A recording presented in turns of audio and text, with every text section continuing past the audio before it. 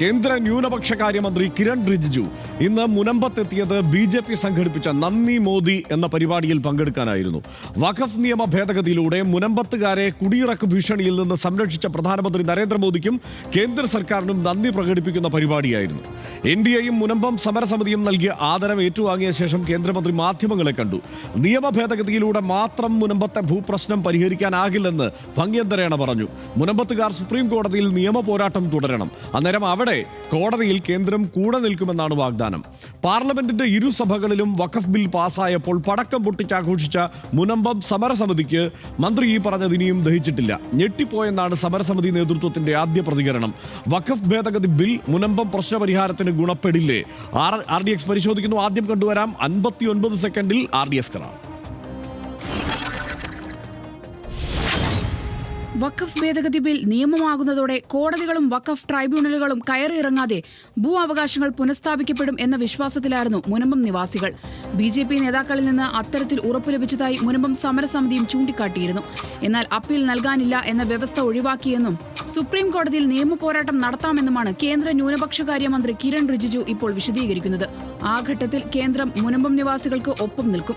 വഖഫ് ട്രൈബ്യൂണലിലും വഖഫ് ബോർഡിലും പുതിയ ഭേദഗതിയോടെ മാറ്റം വരും. ഈ മാറ്റങ്ങളെല്ലാം കേസ് നടത്തിപ്പിൽ മുനമ്പം നിവാസികൾക്ക് തുണയാകുമെന്നും കിരൺ റിജിജു പറഞ്ഞു. വഖഫ് ഭേദഗതി ബില്ലിന് മുൻകാല പ്രാബല്യം ഇല്ല എന്നത് മുനമ്പം വിഷയത്തെ ബാധിക്കില്ലെന്നും കേന്ദ്രമന്ത്രി പറഞ്ഞു.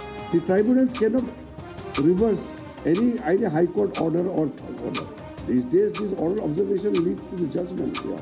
That is why I'm saying, if they have to go up to the Supreme Court, we are ready to assist. കേന്ദ്രമന്ത്രിയുടെ പ്രതികരണം ഞെട്ടിച്ചെന്നാണ് മുനമ്പം സമരസമിതിയുടെ പ്രതികരണം. RDX rap news Malayalam.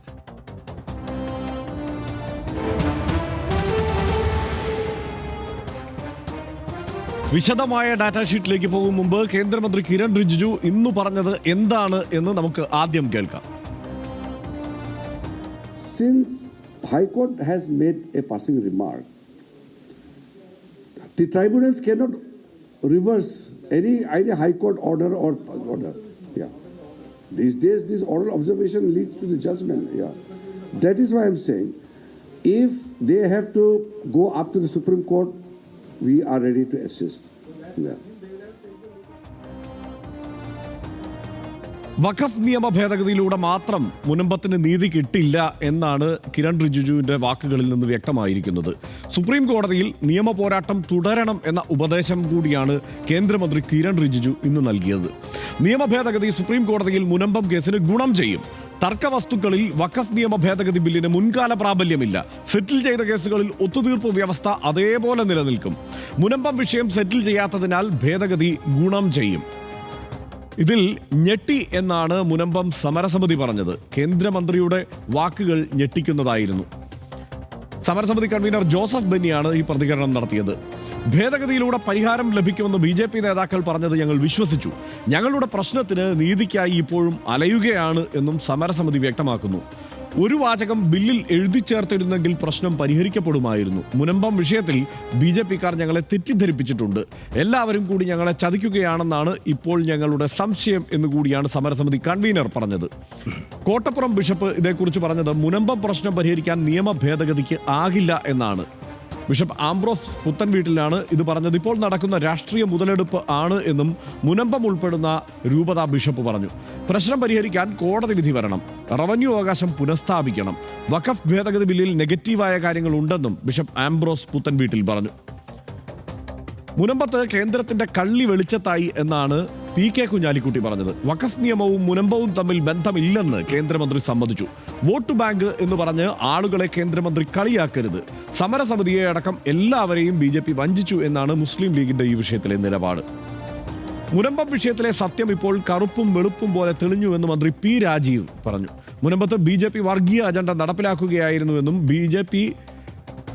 ബി.ജെ.പിയെ സ്വീകരിച്ചവർ അപകടം തിരിച്ചറിയുമെന്നും P. രാജീവ് പറഞ്ഞു. മുനമ്പത്ത് ഭിന്നിപ്പുണ്ടാക്കി മുതലെടുപ്പ് നടത്താനാണ് ബി.ജെ.പിയുടെ ശ്രമം എന്നുമാണ് P. രാജീവിന്റെ നിലപാട്. ബില്ലിലെ ഏത് വകുപ്പ് പ്രകാരമാണ് ഭൂമി തിരിച്ചു കിട്ടുക എന്ന് ഹൈബി ഈഡൻ ബില്ലിന്മേലുള്ള ചർച്ചയ്ക്കിടെ പാർലമെന്റിൽ ചോദിച്ചിരുന്നു.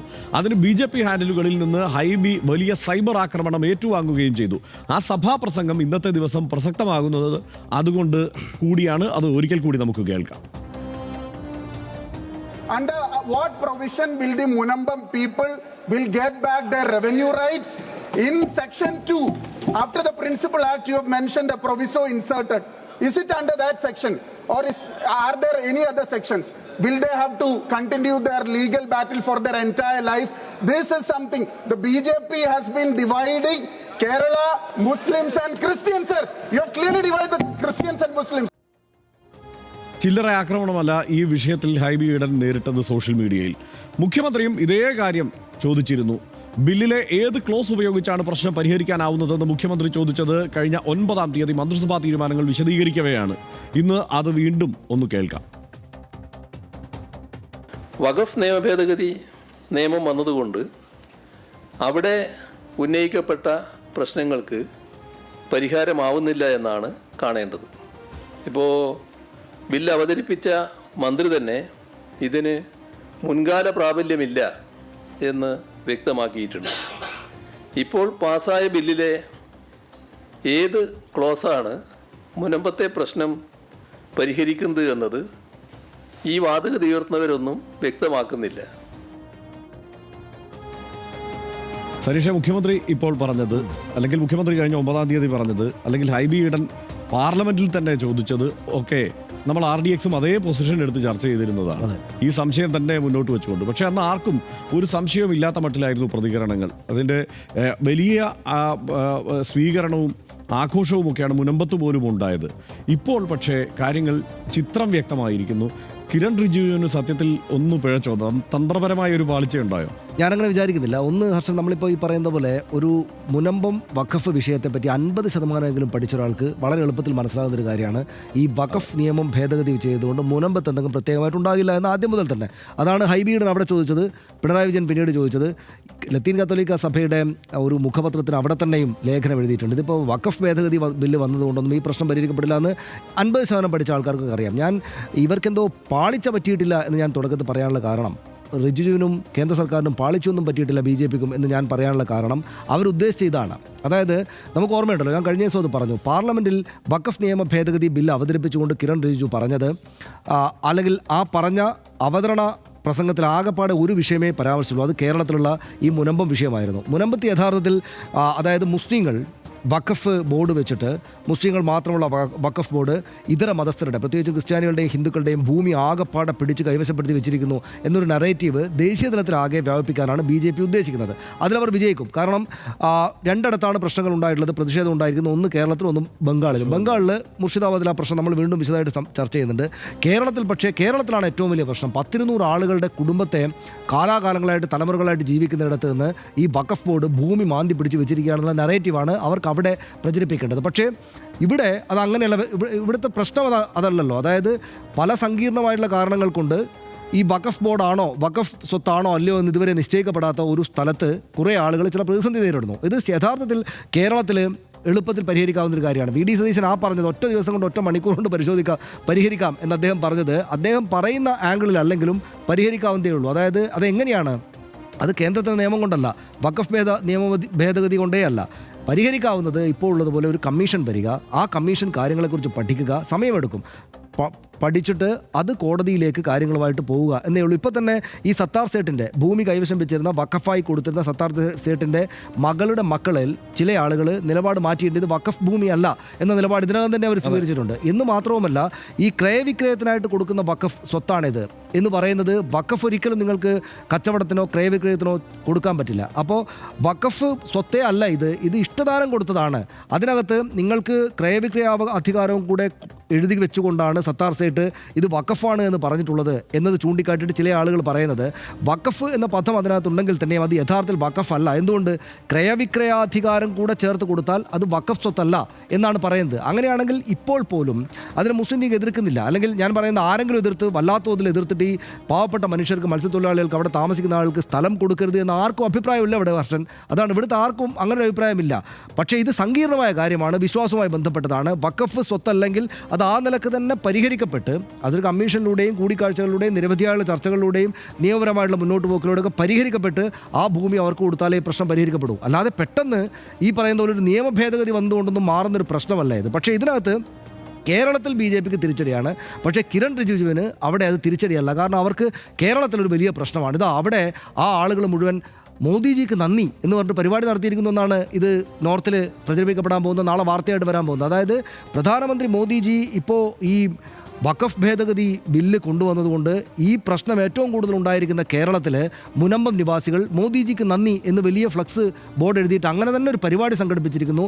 നിയമമന്ത്രി ഇവിടെ ഈ ബില്ല് അവതരിപ്പിച്ചതിന് ശേഷം, നിയമം ആയതിനു ശേഷം ആദ്യം പോയി പങ്കെടുക്കുന്ന ഏറ്റവും പ്രധാനപ്പെട്ട പരിപാടി കേരളത്തിലേതായിരിക്കുന്നു. അതുകൊണ്ട് കണു ഇത് ഞങ്ങളുടെ സർക്കാരിൻ്റെ ഏറ്റവും വലിയ വിജയമാണ് എന്ന് അവിടെ പ്രചരിപ്പിക്കാനുള്ള കാര്യം കിട്ടിയിരിക്കുന്നു. അതായിരുന്നു പ്രധാനപ്പെട്ട ഉന്നം എന്നതുകൊണ്ടാണ്, അല്ലാതെ അദ്ദേഹത്തിൻ്റെ വായിൽ നിന്നൊരു അബദ്ധം ചാടിയതല്ല. അതായിരുന്നു പ്രധാനപ്പെട്ട ഉന്നം. അദ്ദേഹം അത് നടപ്പാക്കിയിട്ടുണ്ട്. ഇവിടെ ചോദിച്ചപ്പോൾ ഇതല്ലാതെ അദ്ദേഹത്തിന് പറയാനേ പറ്റില്ല. ഒരു നിയമമന്ത്രിക്ക് ഈ കേസിൽ ഭേദഗതി വന്നതുകൊണ്ട് മാത്രം വഖഫ് പ്രശ്നം ആകപ്പാടെ മുനമ്പത്തിൽ പരിഹരിക്കാൻ പറ്റുമെന്ന് അദ്ദേഹത്തിന് പറയാനേ പറ്റില്ല. അപ്പോൾ ആത്യന്തികമായിട്ട് അവർക്ക് ദേശീയ തലത്തിൽ നേട്ടം തന്നെയാണ്. അവരുണ്ടാക്കിയ നറേറ്റീവ് അവർക്ക് കുറച്ചുകൂടെ പുഷ്കലമായിട്ട് കൊണ്ടുപോകാൻ പറ്റുന്നുണ്ട് കേരളത്തിൽ. പക്ഷേ എനിക്ക് ഈ സമരസമിതിയുടെ ആൾക്കാർ വല്ലാതെ ഷോക്കായിപ്പോയി എന്ന് പറഞ്ഞു കേട്ട് അത്ഭുതം തോന്നി. 50% പഠിച്ചാൽ മതി, 100% പഠിക്കണ്ട. 50% പഠിച്ചാൽ പോലും അറിയാവുന്നതേ ഉള്ളൂ ഈ ഭേദഗതി വന്നതുകൊണ്ട് അവരുടെ പ്രശ്നം പരിഹരിക്കപ്പെടില്ല എന്നാണ്. റൈറ്റ്. പക്ഷേ എനിക്ക് ഒരൊറ്റ കാര്യത്തിലാണ് അതിൽ വിയോജിപ്പുള്ളത്. തീർച്ചയായും കിരൺ റിജിജുവിന് അല്ലെങ്കിൽ BJPക്ക് ഇത് ദേശീയ തലത്തിൽ ഈ മട്ടിൽ തന്നെ ചർച്ച ചെയ്യപ്പെടണമെന്നുള്ള, അല്ലെങ്കിൽ ഈ പറഞ്ഞതുപോലെ മുസ്ലിങ്ങൾ ക്രിസ്ത്യാനികളുടെയും ഹിന്ദുക്കളുടെയും ഭൂമി പിടിച്ചു വച്ചിരിക്കുന്നു, അതിന് ഈ നിയമത്തിലൂടെ ഒരു മാറ്റം ഉണ്ടാക്കിയിരിക്കുന്നു, അതിന് നരേന്ദ്രമോദിക്ക് വലിയ നന്ദി പറയുന്നു എന്നുള്ള ഒരു നറേറ്റീവ് ദേശീയ തലത്തിൽ ഉണ്ടാവുന്നതിൽ അവർക്ക് സന്തോഷമായിരിക്കും, അല്ലെങ്കിൽ അതിനുവേണ്ടിയുള്ള ശ്രമം ഉണ്ടാവാം. പക്ഷേ അതിനപ്പുറത്ത് കൃത്യമായ രാഷ്ട്രീയ ലക്ഷ്യം ഇതിൽ വേറെ ഉണ്ട് എന്ന് തന്നെയാണ് ഞാൻ കരുതുന്നത്. കാരണം സനീഷ് നേരത്തെ പറഞ്ഞില്ലേ, രണ്ടിടത്താണ് പ്രശ്നം ഉണ്ടായത്, ഒന്ന് കേരളത്തിലും ഒന്ന് പശ്ചിമ ബംഗാളിലും. എന്താണ് ഈ രണ്ട് സംസ്ഥാനങ്ങളുടെയും പ്രത്യേകത? 2026 നിയമസഭാ തെരഞ്ഞെടുപ്പ് വരികയാണ്. ആ തെരഞ്ഞെടുപ്പിൽ ആരെയാണ് ടാർഗറ്റ് ചെയ്യേണ്ടത്, ഏത് വോട്ടുകളാണ് ഒപ്പം നിർത്തേണ്ടത് എന്ന പദ്ധതിയിൽ വഖഫ് നിയമം ചെറുതല്ലാത്ത ഒരു ആയുധമായി തന്നെ അവർ പ്രയോഗിക്കാൻ ഉദ്ദേശിച്ചിട്ടുണ്ട്. കാരണം കേരളത്തിൽ എന്താണ്, മുസ്ലിം വോട്ടുകൾ ഒരു പക്ഷത്തേക്ക് മാറി നിൽക്കുക, അല്ലെങ്കിൽ UDF-നൊപ്പം നിൽക്കുന്ന മുസ്ലിം വോട്ടുകളും ഒപ്പം തന്നെ ക്രിസ്ത്യൻ വോട്ടുകളും, അതായത് ന്യൂനപക്ഷ വോട്ടുകൾ അധികവും UDF-ന് പോകുന്ന ഒരു സ്ഥിതിയുണ്ട്. അതിൽ നിന്ന് ഏതെങ്കിലുമൊക്കെ വോട്ടുകൾ അടർത്തി മാറ്റിയാലേ ഇവർക്കൊരു വലിയ മുന്നേറ്റം ഇവിടെ സാധ്യമാവും. ആ ഒരു സോഷ്യൽ എഞ്ചിനീയറിംഗിൻ്റെ ഭാഗമായി വളരെ കൃത്യമായി ആസൂത്രണം ചെയ്തത് തന്നെയാണ് മുനമ്പത്തെ പ്രശ്നം. കാരണം നമ്മൾ തന്നെ ഇവിടെ മുമ്പ് ചർച്ച ചെയ്തിട്ടുണ്ട്, എന്താണ് ഇവിടുത്തെ പ്രശ്നം? റവന്യൂ അവകാശങ്ങൾ നഷ്ടപ്പെടുന്നു, ഈ ആളുകളുടെ ഈ ടൈറ്റിലിന്മേലുള്ള അവകാശം നഷ്ടപ്പെടുന്നു, റവന്യൂ അവകാശം നഷ്ടപ്പെടുന്നു. ഭൂമിയുടെ 610 കുടുംബങ്ങളാണല്ലോ അവിടെ ഉള്ളത്. 10,000-കണക്കിന് കുടുംബങ്ങൾ ഹൈറേഞ്ചിലുണ്ടെന്ന് പറഞ്ഞപ്പോൾ അന്നും നമ്മളത് പകുതി തമാശയാക്കിയൊക്കെയാണ് ചർച്ച ചെയ്ത് പോയതെങ്കിലും 10,000-കണക്കിന് കുടുംബങ്ങൾ ഹൈറേഞ്ചിലുണ്ട്. അതെന്താണ് ഈ പ്രശ്നമാവാത്തത്? കാരണം അവിടെ മതമില്ല അതിനകത്ത്, ഇവിടെ മതമുണ്ട്. വഖഫ് ഇഷ്യൂ ആണ്, അല്ലെങ്കിൽ വഖഫ് നിയമമാണ് ഇതിന് തടസ്സമായിരിക്കുന്നത് എന്നുള്ള ഒരു ഒറ്റ പ്രചാരണം നമുക്കറിയാലോ. KCBC അടക്കം സകല ബിഷപ്പുമാരും അടക്കം ഒറ്റക്കെട്ടായി രംഗത്തിറങ്ങുകയും ഈ വഖഫ് ബില്ലിന് അനുകൂലമായി വോട്ട് ചെയ്യണം, അല്ലാത്തവരോട് കാലം ചോദിക്കും എന്ന് കോൺഗ്രസിനെ ചൂണ്ടിയും CPM-നെ ചൂണ്ടിയും പറഞ്ഞതില്ലേ, കുറ്റപ്പെടുത്തിയതില്ലേ. പക്ഷേ യഥാർത്ഥത്തിൽ എന്താണ് സംഭവിച്ചത്? അതിൻ്റെ പിന്നിലുള്ള പ്ലാൻ എന്തായിരുന്നു? ഈ പറയുന്ന കേരളത്തിലെ ക്രൈസ്തവ വോട്ടുകളെ ഒപ്പം നിർത്തുക, ഒപ്പം നിർത്തിക്കൊണ്ട് അടുത്ത നിയമസഭാ തെരഞ്ഞെടുപ്പിൽ തരക്കേടില്ലാത്ത ഒരു മുന്നേറ്റം കാഴ്ചവെക്കാൻ കഴിയുക. ഇതാണ് ഇവിടുത്തെ ഉദ്ദേശം. പശ്ചിമ ബംഗാളിൻ്റെ കാര്യം നമുക്ക് അതിലേക്ക് വരുമ്പോൾ നമുക്ക് സംസാരിക്കാം. കാരണം അവർ ഉദ്ദേശിച്ച രണ്ടിടത്തും വഖഫ് ഭേദഗതി ബില്ലുമായി ബന്ധപ്പെട്ട പ്രശ്നങ്ങളുണ്ടായി എന്നുള്ളതാണ്. അതുകൊണ്ട് എൻ്റെ ഒരു തോന്നൽ ഈ കാര്യത്തിൽ കുറച്ച് കിരൺ റിജിജുവിന് പാളിയിട്ടുണ്ട്. കാരണം നമ്മൾ ആ വാർത്താ സമ്മേളനം കണ്ടാൽ അറിയാം, രാജീവ് ചന്ദ്രശേഖർ ആ വിഷയത്തിൽ നിന്ന് എങ്ങനെയെങ്കിലും കുതറാൻ കുറേ ശ്രമിക്കുന്നുണ്ട്. പക്ഷേ അതിൽ ഈ ഒരു മറുപടിയിലേക്ക് അവസാനം ചെന്ന് പെട്ടുപോവുകയാണ് കിരൺ റിജിജു എന്നുള്ളത്. അതെ, രാജീവ് ചന്ദ്രശേഖറിന് ബുദ്ധിമുട്ടുണ്ട്, പക്ഷേ കിരൺ റിജിജുവിന് വലിയ ബുദ്ധിമുട്ടാവില്ല. അതാണ്. എന്തായാലും സനീഷ് നേരത്തെ പറഞ്ഞ പോലെ 50% പഠിച്ചാൽ തിരിച്ചറിയുന്ന കാര്യങ്ങളായിരുന്നു ഇതൊക്കെ. അതിന്മേലാണ് വലിയ സാമുദായികമായ വേർതിരിവിനും ചേരിതിരിവിനും ഒക്കെയുള്ള ശ്രമങ്ങൾ ഇവിടെ ഉണ്ടായത്. അത് സങ്കടകരമാണെന്നുള്ളത്. ഇതൊരൊറ്റ കാര്യം കൂടിയുണ്ട്. സമരസമിതിയുടെ പ്രതികരണം വന്നപ്പോൾ കണ്ടല്ലോ, അവർ അത് കൃത്യമായി പറഞ്ഞു, ഞങ്ങൾക്ക് വഖഫ് ബോർഡിൽ മറ്റ് ഇതര സമുദായക്കാരുടെ പ്രാതിനിധ്യമൊന്നും അല്ല ഞങ്ങളുടെ പ്രശ്നം, ഇവിടുത്തെ ഭൂമി കിട്ടുന്നത് മാത്രമാണ് ഞങ്ങളുടെ പ്രശ്നം, ബാക്കി നിങ്ങൾ എങ്ങനെ വേണമെങ്കിലും നടത്തിക്കോ എന്നുള്ളതാണ് പറഞ്ഞത്. മാത്രമല്ല നിയമ പോരാട്ടം നടത്താൻ മന്ത്രിയുടെ ഉപദേശം വേണ്ട എന്ന് കൂടി പറഞ്ഞു. അപ്പോൾ ആ നിലയ്ക്ക് ഇപ്പോൾ കാര്യങ്ങൾ കുറെ കൂടി വ്യക്തമാവുന്നുണ്ട് കേരളത്തിന് എന്നുള്ളതാണ്. വഖഫ് നിയമ ഭേദഗതി ചർച്ചകളെല്ലാം ഒന്നാമതായി മുനമ്പം പ്രശ്നത്തോട് ചേർത്ത് വെച്ചാണ് കേരളം വ്യാഖ്യാനിച്ചത്. തലമുറകളായി താമസിക്കുന്ന സ്വന്തം ഭൂമിയിൽ 600-ൽ പരം കുടുംബങ്ങൾ കുടികിടപ്പുകാരായി മാറുന്ന ഒരു ദുരവസ്ഥ കേരളത്തിൽ കേരളത്തിൽ ഉണ്ടാകരുത് എന്ന കാര്യത്തിൽ ആർക്കാണ് എതിരഭിപ്രായം പറയാനാവുക? ഭരണഘടന നൽകുന്ന മനുഷ്യാവകാശങ്ങൾ മുനമ്പം ജനതയ്ക്ക് നഷ്ടപ്പെട്ടുകൂടുക എന്നാണ് കേരളത്തിലെ എല്ലാ മതസ്ഥാപന രാഷ്ട്രീയ കക്ഷികളുടെയും പൊതു അഭിപ്രായം. എന്നാൽ 1865 ആയില്യം തിരുനാൾ രാജാവ് ഗുജറാത്തിയായ സത്താർ സേട്ടിന് പണ്ടാരപ്പാട്ടം നൽകിയ മുനമ്പത്തെ 404 ഏക്കറിന് 1.5 നൂറ്റാണ്ടത്തെ വ്യവഹാര നൂലാമാലകളുടെ സങ്കീർണതയുണ്ട്. രാജ്യത്തെ ആകെ ബാധിക്കുന്ന ഒരു നിയമനിർമ്മാണത്തിലൂടെ ഈ പ്രശ്നം ശാശ്വതമായി പരിഹരിക്കപ്പെടും എന്ന തെറ്റിദ്ധാരണക്കാരോട് RDXന് നല്ല നമസ്കാരം മാത്രമേ പറയാനുള്ളൂ. മതപരമായ അവകാശം, തലമുറകളായി താമസിക്കുന്ന സ്വന്തം ഭൂമി എന്ന മനുഷ്യാവകാശ പ്രശ്നം, നിയമവിരുദ്ധമായ കയ്യേറ്റം, ഈ 3 വിഷയവും 3ആയി വേർതിരിച്ച് കാണണം. അതിന് ചർച്ചയുടെയും വിട്ടുവീഴ്ചയുടെയും സമവായത്തിൻ്റെയും വഴി മാത്രമേ ഉള്ളൂ എന്ന് RDX വിശ്വസിക്കുന്നു.